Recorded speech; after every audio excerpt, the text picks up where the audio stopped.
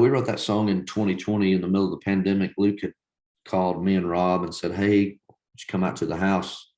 Let's write." And so we did, and we started writing something else. I don't even know what it was, but we were kind of on this other thing, and it just it just didn't. I don't know that any three of us were really loving what we were doing.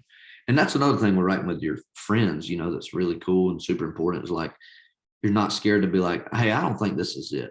You know what I mean? There's a lot of times I get in rooms and I would, even if I don't think, you know, what we're spending time on is right, sometimes I'm nervous to even speak up and say something. But when you're in a room with your friends, you kind of have no problem doing that. And so I think collectively we were all like, I don't think what we're working on is right.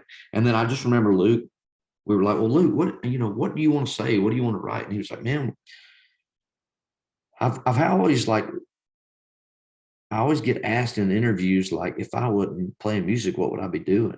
And he was like, "That's like probably the biggest question I get asked in interviews." And the truth is I'd still be playing music. It'd just be, it might be somewhere else, And me and Rob were just like, "Well, let's just write that. Like, let's write a true story." I mean, every line in that song is as true to Luke as it could possibly get. I mean, it literally starts with someone asked me once in an interview, what was growing up like and what would I do?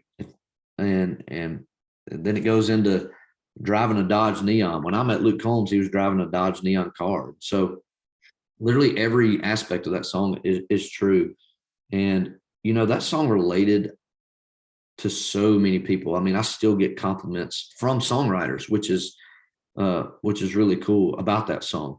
And people were also able to put their own story into it. Even the guy still living in a small town, if he weren't doing what he's doing, he'd still be doing it in some capacity, right? Something that you're passionate about, whether that's being a dad, being a writer, whatever that is, you find passion in that, and you find a way to do it because that's what you love to do.